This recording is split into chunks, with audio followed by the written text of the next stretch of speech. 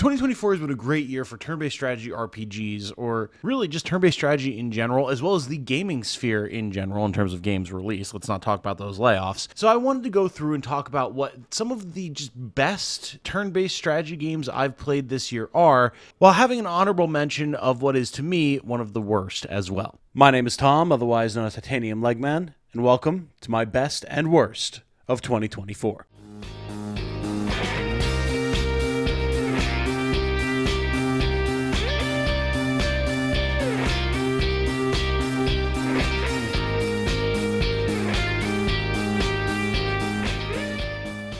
Hello everyone, if you enjoy what I do, including my general coverage of turn-based strategy RPGs, or just turn-based strategy in general, or the gaming sphere in general, then a like on this video and a subscription to the channel would be very much appreciated. Thank you so much.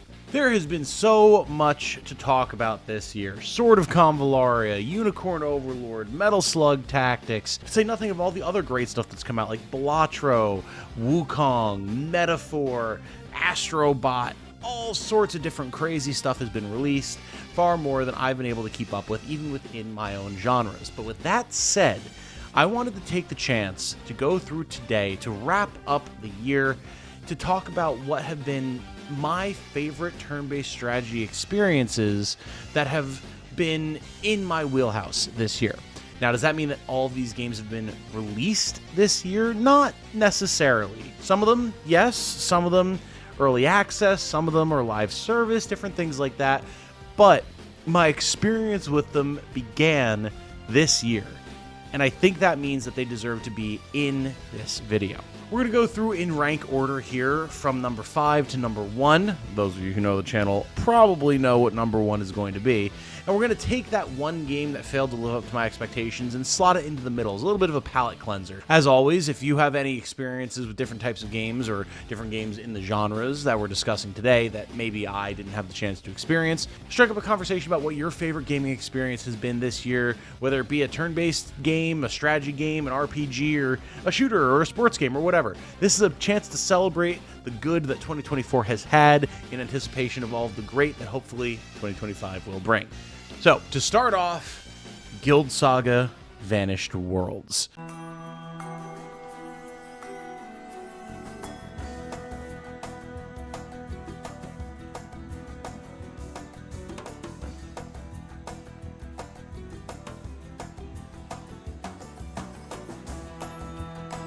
Guild Saga Vanished Worlds is the type of game that you really don't expect to blend genres in the way that it does, taking CRPGs like Baldur's Gate 3 or Divinity Original Sin 2 and blending them with a more pixel art, kind of PS1 style, turn-based, grid-based gameplay loop like your Tactics Ogres and your Final Fantasy Tactics. And yet, Guild Saga exists and does exactly that. While I've not yet had the chance to play the entire breadth of what this early access title has to offer, the time that I've spent in its world has been extremely intriguing. I love the action point-based systems that come from things like Divinity Original Sin 2, as well as the elemental reaction systems that come from the same game. The implications of currently active divine war and the effects that it has on the mortal realm as you progress through the story are very, very interesting. And the different types of classes and ability interactions that you can start building up from moment one in gameplay are super fun. I really enjoy the fact that you have this sort of set map layout where you can explore the various different biomes in the game however you so choose, but they're still fairly self-contained and condensed, so you're still able to kind of check off a mental checklist of areas that you've gone through and things that you've explored, while still also giving you that sense of exploration and giving you the opportunity to approach different fights how you so choose. The fact that that open-ish world then turns into a specific kind of grid-based, turn-based battle system whenever a battle starts is very, very interesting to me. And it's kind of like taking the random battles of things like Final Fantasy Tactics out of the equation by having the world be one open map and letting you see when battles are going to be happening. Combine that with some really witty writing, some very compelling characters, and overall an experience that just flows very well. And Guild Saga is one of those games that I'm very much going to be looking forward to once the entire release finally drops.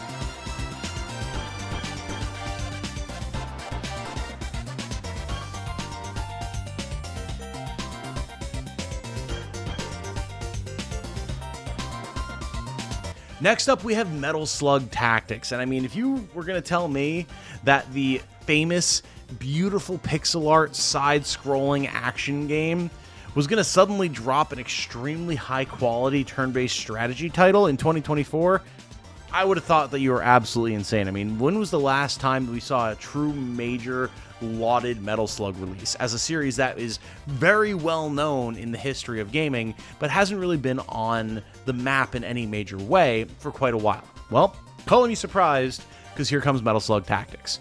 While it did unfortunately launch with a number of bugs that caused issues, especially for people who are playing on consoles, and even for players like myself who have a pretty beefy PC rig and still encountered a lot of like frame rate issues and things like that, the core game that's here is so strong. The character portraits, the sprite art, the insane number of different abilities that you can have, the way that enemy scaling and boss scaling works over various different difficulty levels, secret hidden bosses that unlock as you progress through side quests in each run, the fact that they made a roguelike turn-based strategy game that actually felt compelling to play due to not just ability unlocks and things that you could get in a meta progression sense, but actually having quest lines and storylines evolve over multiple runs was so cool to see. It's a game that, despite having some frustrating elements, like certain bosses that just feel overly punishing when other ones don't, that kind of can throw you off, or certain characters that just don't feel like they have as much outright capability for damage or support as other characters do, it's a game that sucked me in immediately and made me very curious to check out the rest of the Metal Slug series. As a game that's very clearly drawing inspiration from more focused and tight experiences like, say, Into the Breach, that where it clearly drew a bunch of its inspiration from, it gives you more freedom to express yourself in the way you approach tactics, and gives you the opportunity to really enjoy all the various abilities and attacks that you have on offer. The humor of the original Metal Slug series is there from everything that I've seen of it previously. You've got deep, compelling strategy for people who care very much about that. And you just have a fun world and engaging gameplay for people who want to get in, play a few rounds, and then get back out. For something that I never would have even expected to exist as a project, let alone something that would do as well as it did, Metal Slug Tactics blew me away, and it's definitely one of the greats of 2024. Speaking of areas that I did not expect the tactics genre to reach into and yet still do really well, let's talk about Sword of Convallaria.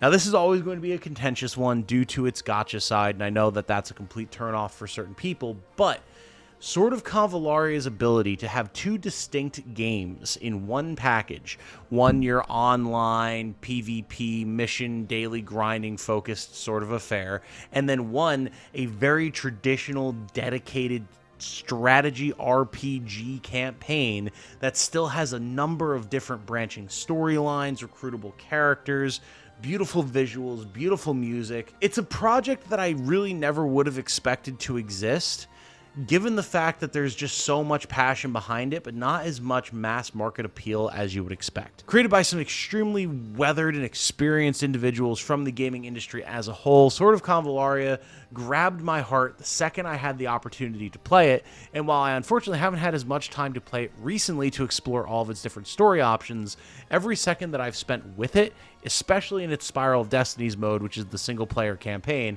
has been absolutely phenomenal. The different abilities, the different classes, the fact that you have all these powerful, flashy abilities from different characters that are clearly meant to be compelling from a gacha side, but also are a ton of fun to play and have their own storylines and truly tragic and very solid writing attached to them in the campaign, makes for an experience that has so much more meat on its bones than I feel like a lot of people expect and give it credit for. Sword of Convallaria is a wonderful experience, and if you want to be able to kind of dabble in that gacha experience, that's there for you as well, because I do No, like, a lot of people enjoy that. It's a magical project that I never expected to exist, and I'm chomping at the bit to be able to dive back into the Spiral of Destinies and see not only the story that I have not yet had the chance to experience, it's been there since launch, but all the content that's been added post-launch, including a bunch of new campaigns. Now, we're going to take a second here before I get into my top 2 of the best of turn-based strategy for 2024 to talk about the one disappointment that, kind of by necessity, by definition, is thus the worst of turn-based strategy in 2024. And I know there's going to be people that disagree with this one, possibly very vehemently, but I truly cannot overstate how disappointed I was by Tactical Breach Wizards.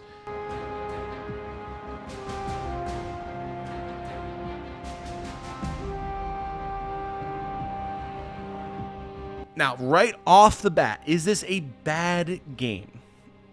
No. It's well put together. It's artistically cohesive. Its abilities and characters are well thought out. From a foundational standpoint, it is a good game. However, it combines some of the traits that I despise the most in turn-based strategy with writing that, while foundationally well put together, is so frustrating to me as a player who has certain tastes in terms of what a game brings to the table. What I expected from Tactical Breach Wizards was a more serious XCOM style game from a writing standpoint. Obviously, the XCOM inspiration is very strong here, alongside some more, again, into the Breach, puzzly sort of turn-based mechanics, right? Except instead of dealing with aliens, you're dealing with wizards. All right, that can be really cool.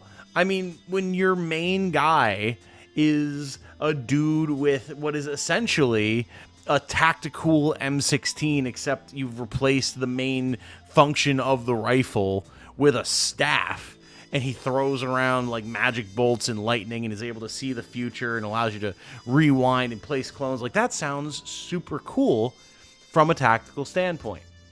Then when you have like a weather witch who can summon lightning bolts and push people through windows and summon the wind to do things, that also sounds really cool. Necromancers, pyromancers, everything hits on a level that you would expect. Even the story itself, you start off in a hostage rescue situation on a ship out in the middle of the sea, and then you have to make the choice in story to save the hostage and complete your mission, or save your mentor who's like super powerful and who the game has been hyping up all this time, and you have to make the choice to save the hostage because it's the right thing to do for your job. And like, oh, but man, what happened to the mentor? What are we going to be able to do for her? That sounds so cool. And it's all played very seriously until you get a different perspective character, and everything becomes, I hate to use the term Tumblr tier dialogue, but that's what it feels like. Very tongue-in-cheek, very ironic and quirky, not at all hitting the same levels of serious military that the game starts off with, and kind of baits you into thinking is going to be the tone for the entire game. It feels very high stakes. It feels like the threats are real. And then all that gets tossed so that you and the previously mentioned badass wizard who has the ability to prophesize events and manipulate things in a turn-based manner as a result are riding the subway to his mom's house because they need a place to stay.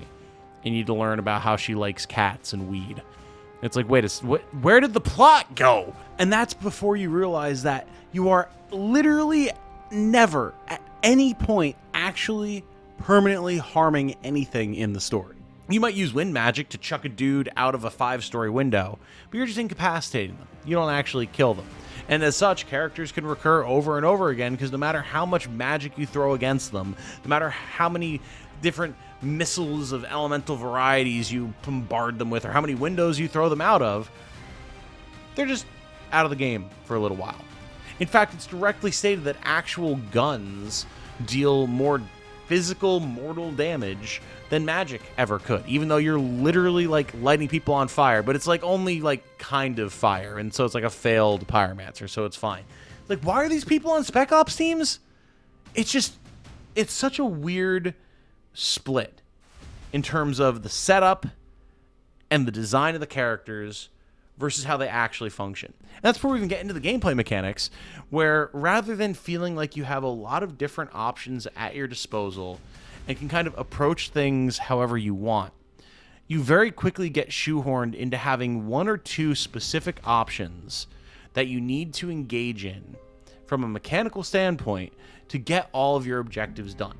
And while you're trying to figure out what the appropriate course of actions to take is, you're just resetting turns, resetting levels, doing the same thing over and over until you kind of learn where are enemies going to come from, what actions are they going to take, what doors do I need to block off to have the optimal path forward here.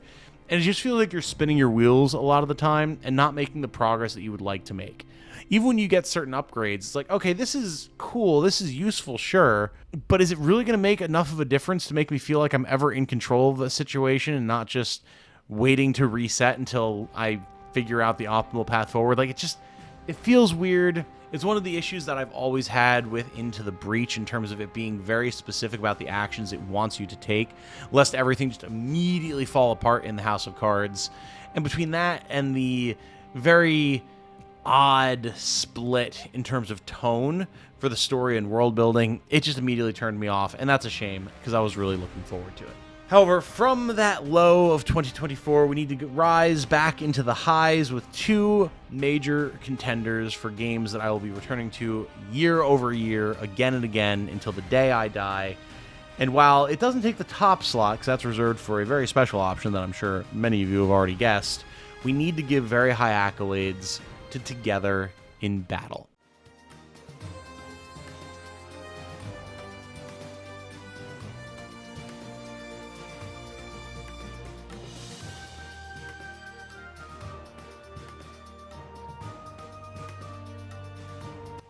The brainchild of Sinister Design, an individual who I have come to know more and more over the course of the years. I've chatted with him about the game and my various different experiences with it.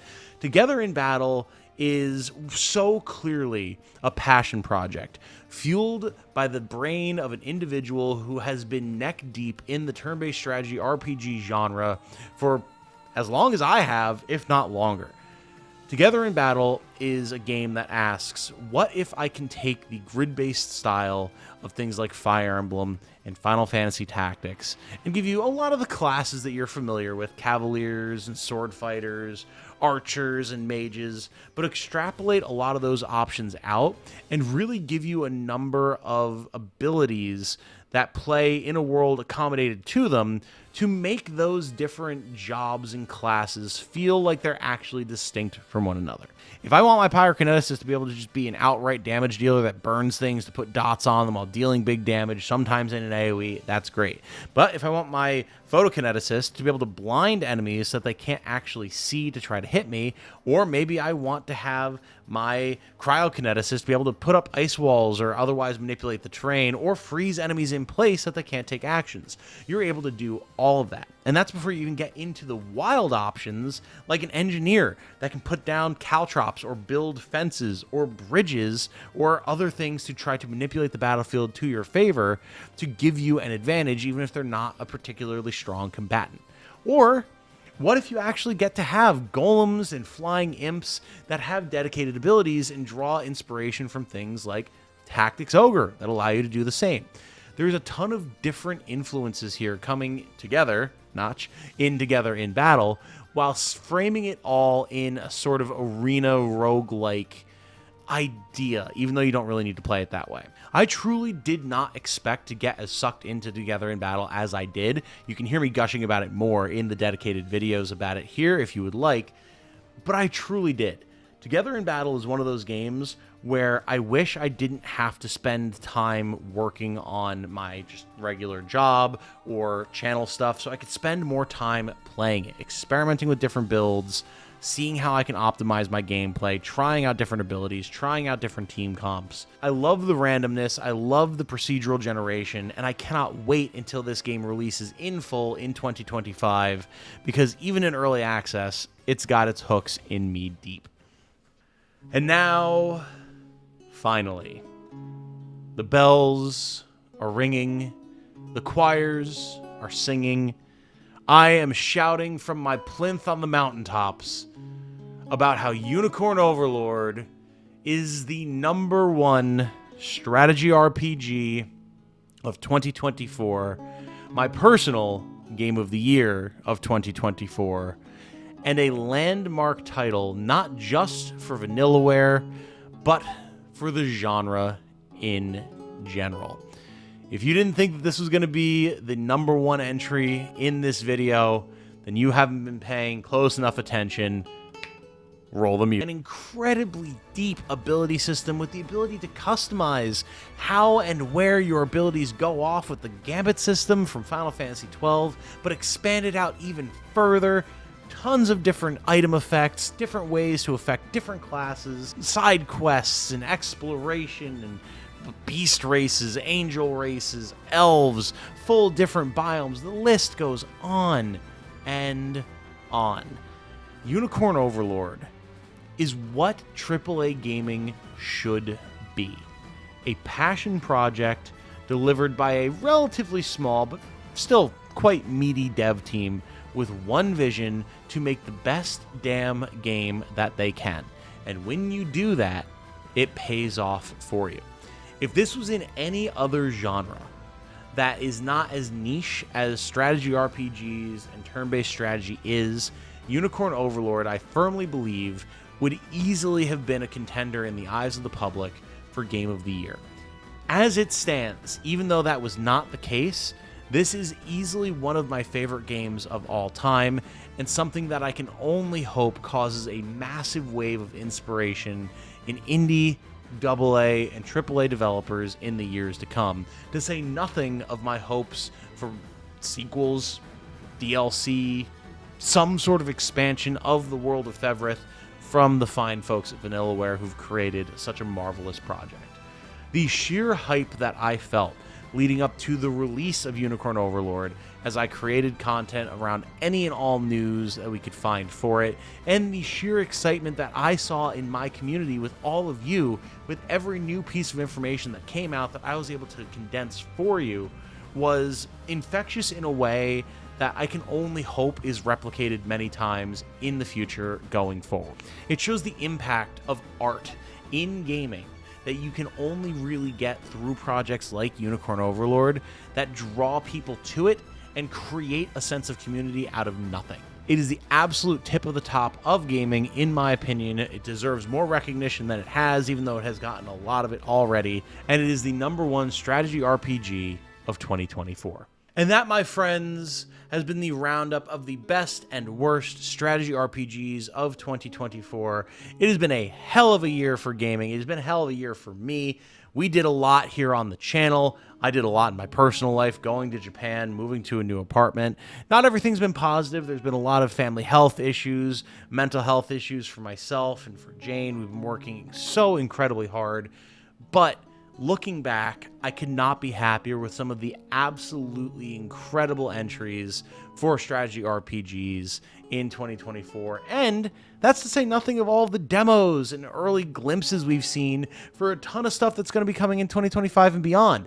So I think we have a ton to look forward to moving forward into the new year. Dark Deity 2, the full release of Together in Battle, Gales of Neyeli, Grey Heritage, the possibility of finally seeing the genealogy of the Holy War remake or the next mainline Fire Emblem entry, the looming implication of the potential for the maybe release or at least announcement of Final Fantasy Tactics Reborn, Triangle Strategy 2 maybe. Team Asano is hinting at something new coming in the new year.